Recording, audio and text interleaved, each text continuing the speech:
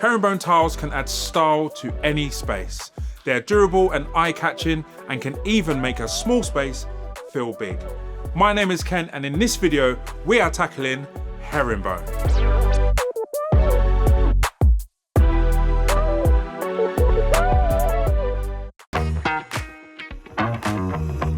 Our bathroom is ready to go. Our walls are flat. We've waterproofed our shower area as it's the place most exposed to water, but it is not necessary to waterproof the entire bathroom. With that being said, let's get cracking. Let's not get cracking. Let's not crack because we're tiling. Let's not do any cracking. So now it's time to get a little bit serious. And this is where we need to take our time, because if we don't do things right at the beginning, we will find out about it at the end. And trust me, you don't want to be in that position. So now we're going to need a laser level. We're going to need a pencil. Damn. A pencil and a spirit level.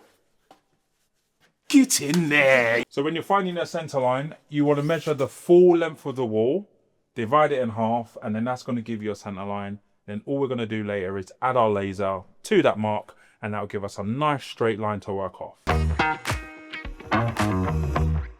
First thing we want to do before we put any tiles on the wall is we want to lay them on the floor so that we can get the first pattern going, and then we can find and apply our center line to the tiles. So the center line is not always the peak of the tile. So what we need to do is we need to find the center of the tile, give it a mark. I'll lay that one in place. Then we take the second tile, make a mark on that too.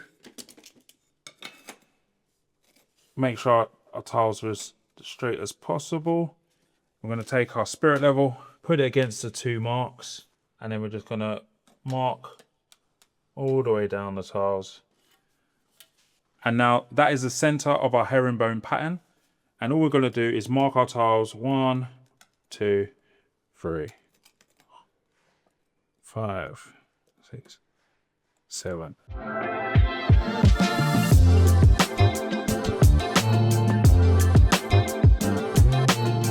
So we're just going to apply small bits of adhesive at a time, and then we're just going to add as we go rather than trying to cover the entire wall. So the first tile we're going to take is tile number 1, and we're going to get our center line matched up with that center line and the peak of our tile to the top line. Then we're going to take number 2. Now we're going to come to the edge of the tile and that center line.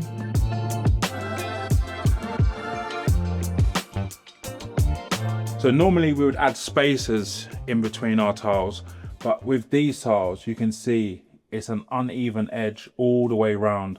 So we're going to do it by eye, and we'll just keep checking as we go, making sure that we're still straight and all the tiles are aligned. Even though we're not using spacers, we still want to maintain a small gap so that when it comes to grouting, it can still be applied. So at this point, we've got a few peaks now that we need to then check the level to make sure all our peaks are coming up to our laser line. If it's a little bit low or a little bit high, just make those small little adjustments to the tiles so we keep that as straight as possible.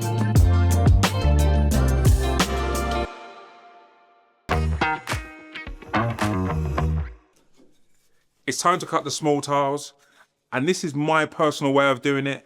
You can use a tape measure, but for me, I find this way a lot more efficient and a lot quicker.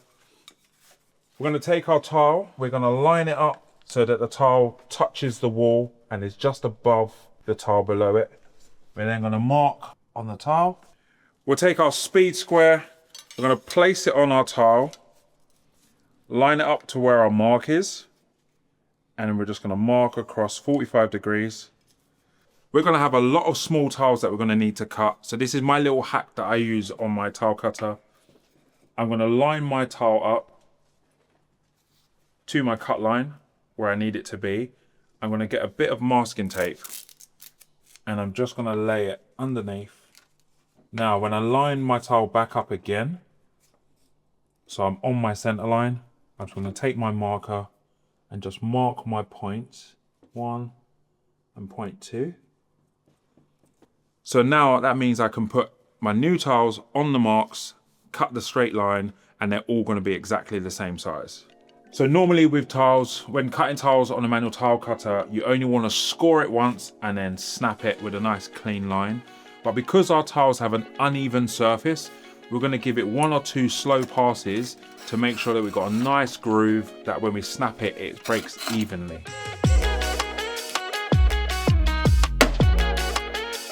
So now that we have our tile, we need to make sure that we have our gloves on because this edge can be quite sharp. So it's always good to get yourself a tile file and just make sure it's nice and smooth so you don't cut yourself. And it makes it easier to fit because then it's nice and flat. It's like going to the nail shop. I feel like I'm getting a pedicure.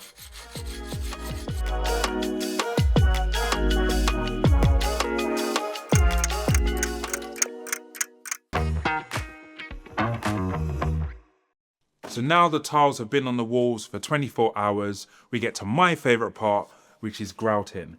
But before we can do that, we need to make sure that we wipe down our tiles and remove any remaining adhesive, so that way when we put our grout on, we've got a nice surface to work on. So when applying your grout, you want to try and get as much of it into your grooves as possible.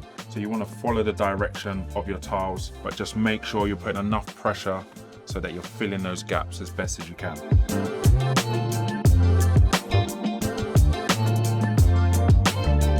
Make sure to add silicone in any of the corners, joints, or places that can come into contact with water. For more videos like this, make sure you like and subscribe and comment below what videos you want to see us do next.